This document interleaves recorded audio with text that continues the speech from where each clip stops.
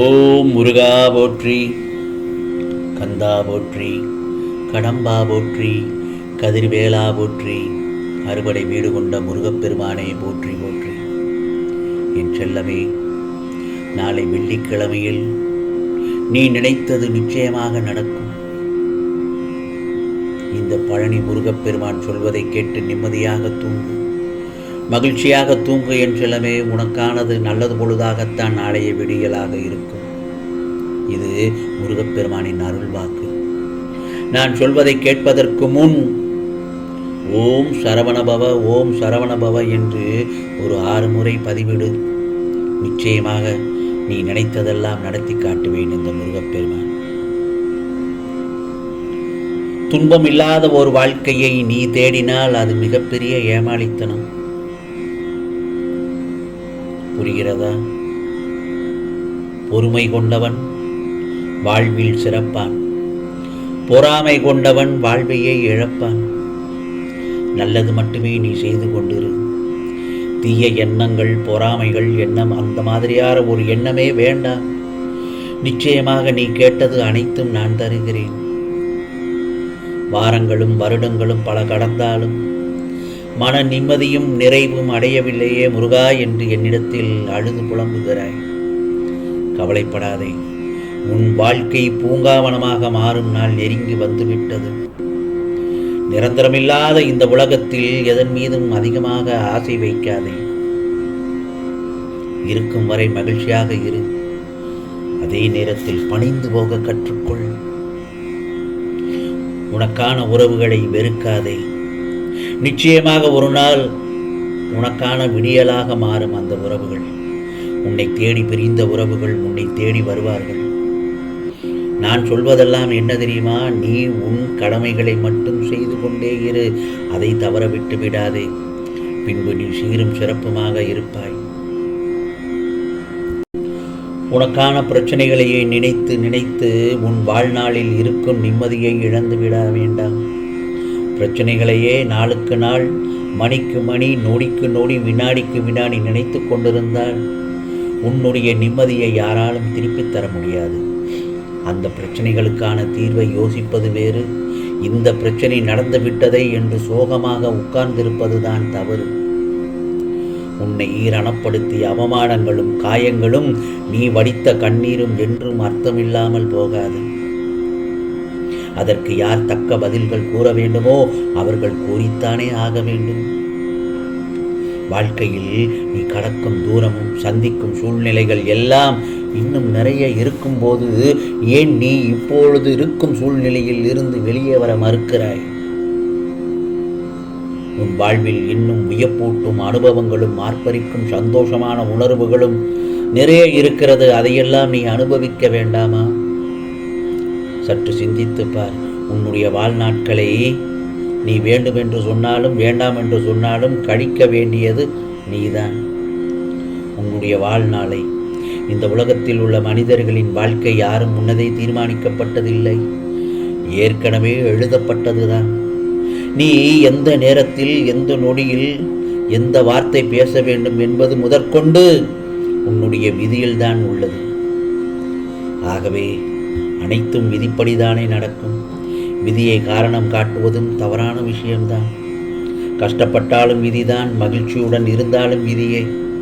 தெய்வத்தின் கணக்கு நன்மையில்தான் முடியும். கவலைப்படாதே.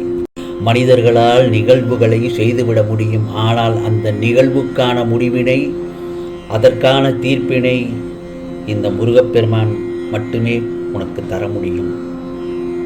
உன்னுடைய புறக்கண்ணுக்கு உன்னை சுற்றி நடப்பவையெல்லாம் தவறாக நடப்பது போல் தெரியலாம். ஆனால் இப்போது நடக்கும் எல்லாவற்றையும் உனக்கு சாதகமாக மாற்ற எனக்கு ஒரு நொடி போதுமே. அதையெல்லாம் நிச்சயமாக உனக்கு சாதகமாக மாற்றத்தான் போகிறேன். ஆனால் அதற்கு முன் ஒரு சில விஷயங்களை உனக்கு உணர்த்தியாக வேண்டும். ஒரு சில மனிதர்களின் சுயரூபத்தை நீ அறிந்து கொள்ள வேண்டும். வாழ்க்கை பாடத்தை நீ முழுமையாக கற்றுக்கொள்ள வேண்டும். அதற்காகத்தான் இத்தனை நிகழ்வுகளையும் இந்த முருகப்பெருமான் உனக்கு நடத்தி கொண்டுள்ளேன். எந்த ஒரு நிகழ்வுக்கு 2 கண்ணோட்டம் உள்ளது. மனிதனின் கண்ணோட்டம் வேறு, தெய்வத்தின் கண்ணோட்டம் வேறு. இப்போது நடப்பது எல்லாம் உன்னை பொறுத்தவரை தவறாக இருக்கலாம், ஆனால் 100% சரியாகத்தான் நடக்கிறது. உன் வாழ்க்கையை சரியான பாதையில் கொண்டு செல்கிறேன் இந்த முருகப்பெருமான். ஆகவே எந்த ஒரு பயமும் தேவையில்லாமல் இப்போது நீ செல்லும் பாதையில் இருக்கக்கூடாது. நம்பிக்கையுடனும் தைரியமாகவும் செல். உனக்கு நான் பாதுகாவலனாகத்தானே இருக்கிறேன்.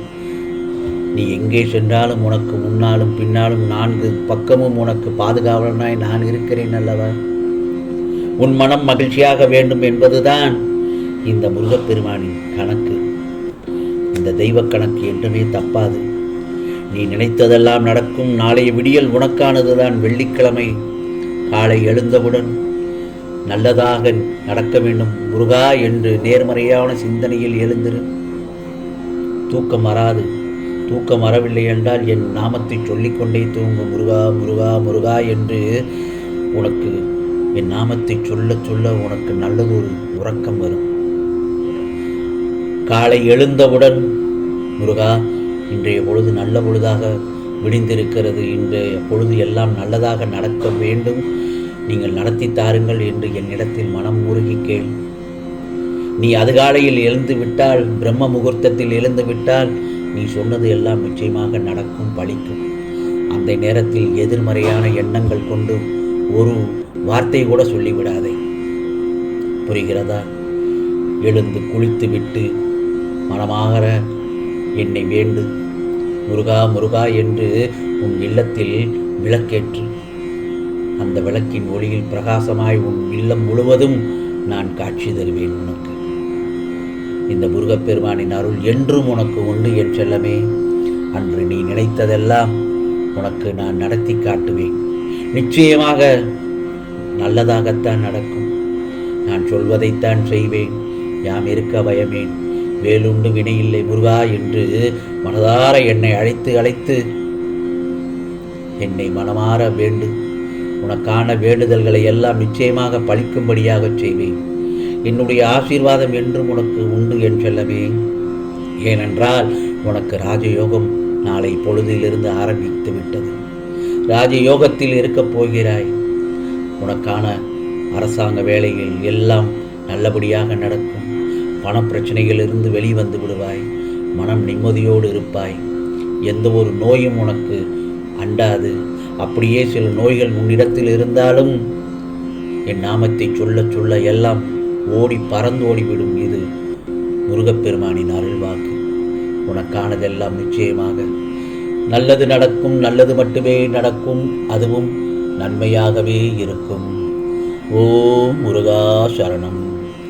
ஓம் முருகா சரணம். ஓம் முருகா சரணம்.